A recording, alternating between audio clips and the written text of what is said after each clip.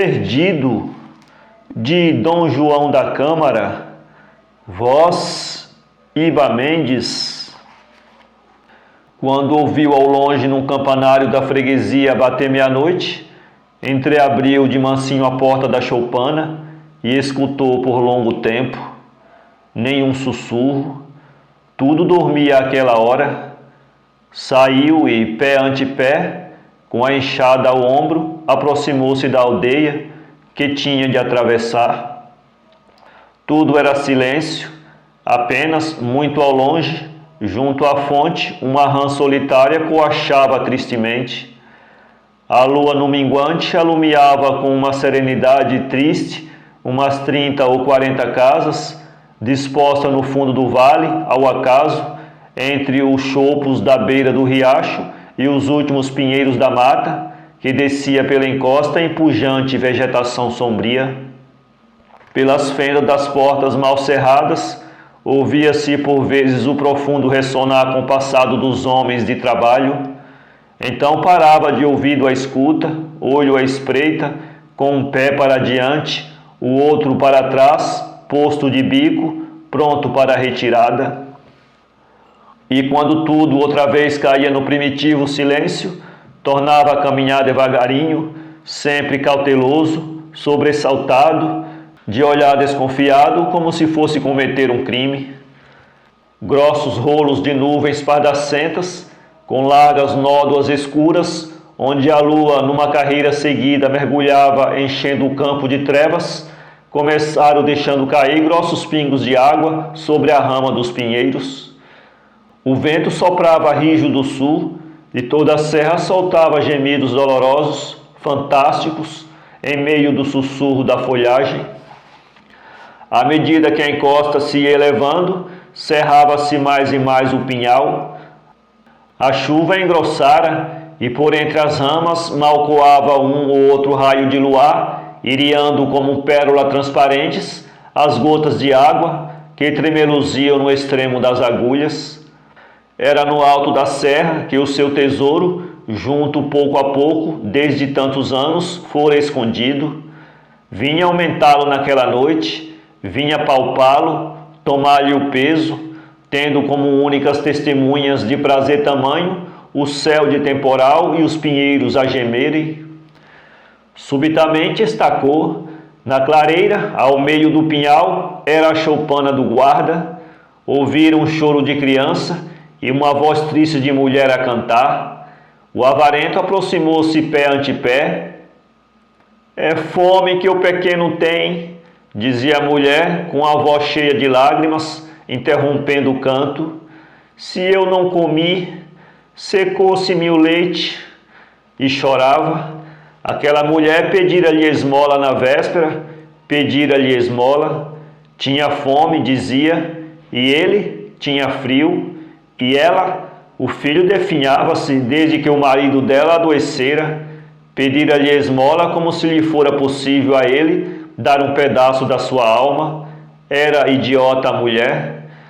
Mas ao som daquela voz estremeceu, porque ela, doida, ofendida pela recusa, desgrenhada, olhos injetados, chamara-lhe de ladrão, assassino, pondo-lhe os punhos cerrados ao pé da cara.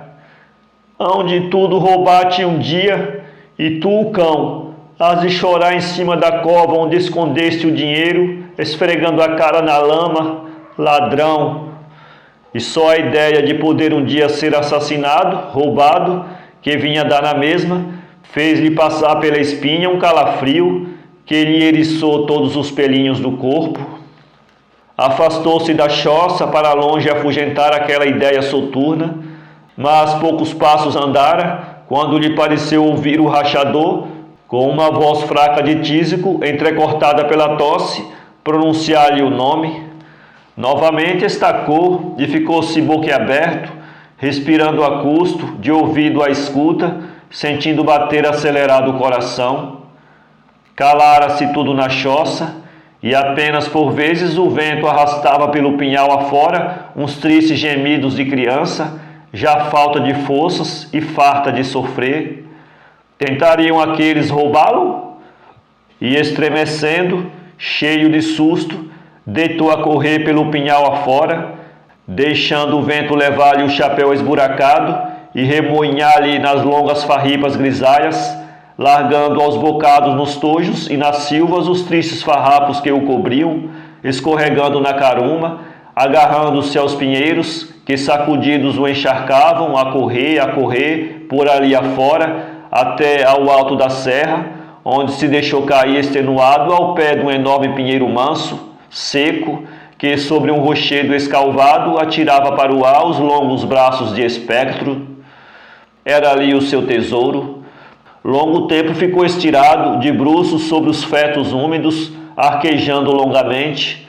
Depois, criando ânimo, mostrando força inacreditável em corpo tão franzino, com os braços ossos erguendo alto a enxada e deixando-a depois cair com esforço, que lhe arrancava do peito cavado um gemido a cada enxadada, começou a cavar, até que finalmente o ferro bateu de encontro ao ferro. Então afastou a terra, ajoelhou, debruçou-se com avidez sobre a cova, meteu-lhe dentro as mãos e, arquejante, fazendo um esforço supremo com um ar de vitória, puxou a si o cofre, que, rolando no chão, produziu um som criador do êxtase. Riu-se alto, enlevado, depois ergueu-se e com a manga da jaqueta limpou o suor que lhe escorria pela testa.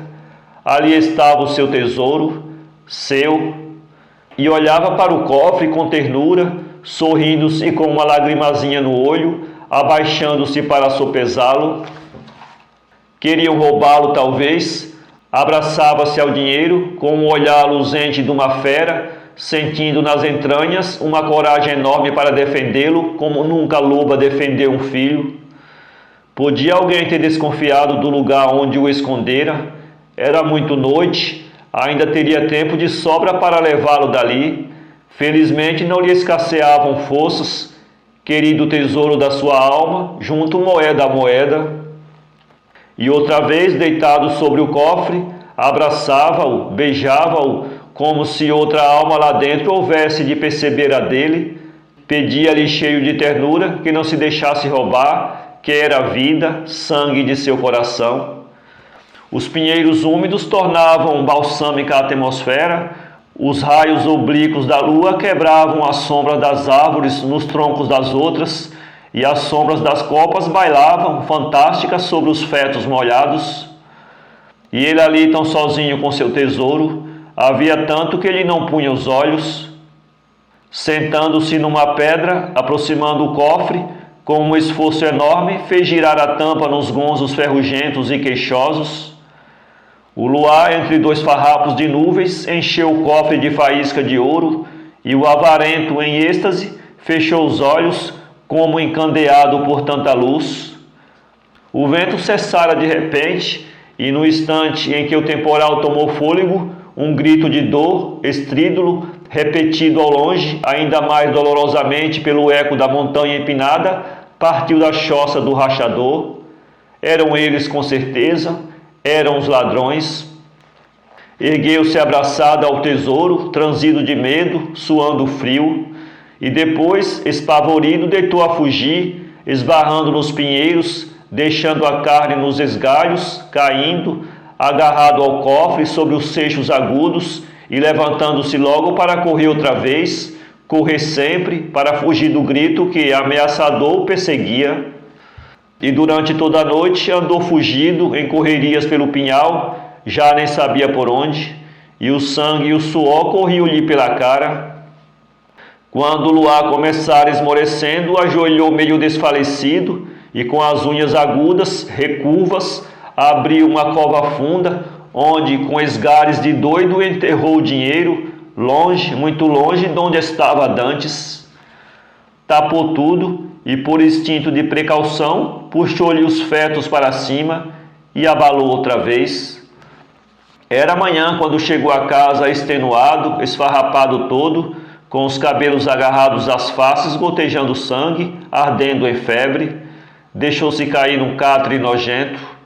O dia rompia sereno, o vento abrandara e só por detrás da serra é que as nuvens azuladas sombreavam intensamente o fundo da paisagem, em que destacavam alvejantes as casarias.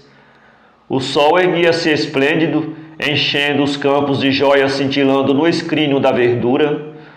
A aldeia acordara num banho de luz, cheia de bulícios, de cantos de galos e risos de crianças. Pelas chaminés subia uma colunazinha de fumo azulado, transparente, que a enchia do cheiro bom, alegre, do pinho queimado nas lareiras, aquecendo os almoços. Quando o homem voltou a si, depois de muitas horas de cruel delírio, apenas intervalado por curtos sonos cheios de pesadelos, um pesadelo ainda lhe pareceu a lembrança confusa de toda aquela noite agitada. Viu-se percorrendo o pinhal imenso, que gemia e dançava lugubremente, estorcendo-se no temporal como um condenado na fogueira. Lembrou-se do grito que o perseguira, e logo se viu sujo de sangue, com as unhas despegadas do sabugo, o corpo cheio de nódoas negras, os joelhos escalavrados. Mas onde enterrar o seu ouro? Passava a mão pela testa, apertando as fontes, tentando recordar o sítio, a forma de algum pinheiro, o caminho que seguira. Sentou-se no catre, rasgando com as unhas lascadas a carne magra do peito, trêmulo, suando frio. Levantou-se e atravessou a aldeia aos bordos, com a vista desvairada, a boca torta, ameaçando com a mão de esqueleto as mulheres sentadas às portas das casas, vigiando os pequenos que brincavam no riacho, tostando ao sol os ventrezinhos redondos e as cabecinhas loiras. E o pinhal, até onde a vista se alongava, sombreava os montes por ali afora. Ali estava o seu tesouro, ali debaixo de uns fetos, cujas hastes se abriu à sombra dos pinheiros, fetos e pinheiros todos iguais naquela imensidade. Outra vez arquejante, mal sustendo-se nas pernas, trepou e desceu em costas, procurando pegadas, querendo lembrar-se, serenar, passando a mão pela testa com gestos de desespero, como tentando arrancar do cérebro a loucura que pouco a pouco o invadia. Quase noite foi dar a choça do rachador. Lembrou-se então que dali partira o grito que o amedrontara, e escumando de raiva atirou-se contra a porta, berrando: "Ladrões! Ladrões!" No meio do quarto estava a criança deitada sobre uma caminha de fetos, pálida, mirrada, as mãozinhas de cera atadas sobre o peito com uma fita velha de seda roxa. E o pai e a mãe, ao lado do cadáver do filho, choravam mansamente. O avarento parou no limiar da porta, alumiado pelo último vislumbre da razão. Recuou instintivamente e foi cair sobre um grande molho de achas, dizendo palavras desencadeadas, com os olhos esgazeados, doido de todo e para sempre. E por diante dele passavam bandos alegres de pintacilgos fugindo para os ninhos, levando nos bicos os farrapos da jaqueta que ele deixara nas silvas do pinhal, enquanto os galhos contentes, aquecendo-se ao último raio de sol daquela tarde de primavera, soltavam, pulando de ramo em ramo, grandes gargalhadas irônicas. Para ler este conto, acesse www.poeteiro.com